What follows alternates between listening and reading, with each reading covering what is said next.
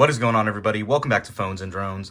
For those of you that don't follow the channel, yesterday Apple dropped iOS 16.4 Developer Beta 3, and I am happy to say, after using it for a day, yes, it's a small sample size, but I think Apple is massively on the right track here.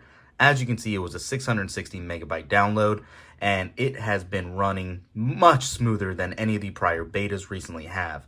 If you guys, again, don't follow the channel, you know I've been very critical of a lot of issues on this, specifically when you pull down, the keyboard wouldn't generate, the phone really getting super hot, apps crashing. But with this latest build, it is awesome. So a couple things we're going to talk about in this video. First things first, like I said, I am happy to announce that, like I said, the temperature is much more manageable now when using this device. As you guys can see, it is not going to burn your hands. It's not going to degrade your battery.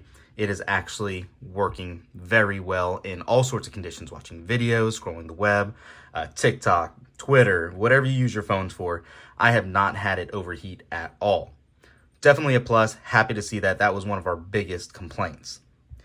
Beyond that too, now when you jump in regards to some of these most recent changes for software updates, when you click on the beta updates, you now have the option to select your Apple ID and what Apple ID you might want to use for beta updates.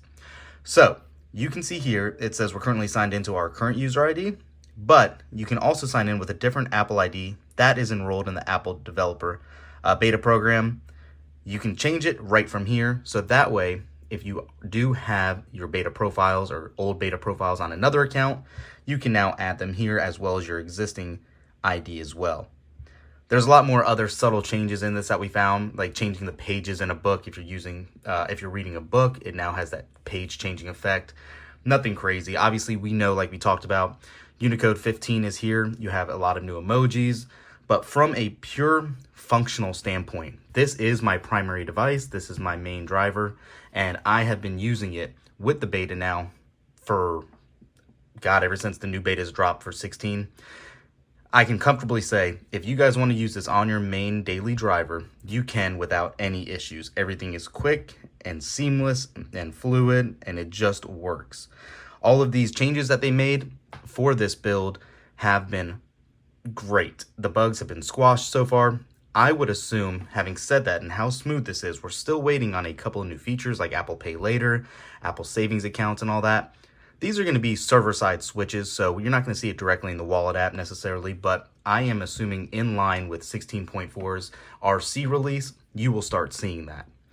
Speaking of the RC release too, if you actually want to look at your calendar here, they are on a weekly release now for updates, and with that, since we got our last build on the 7th, I'm assuming on the 14th or 21st, we'll get our next one.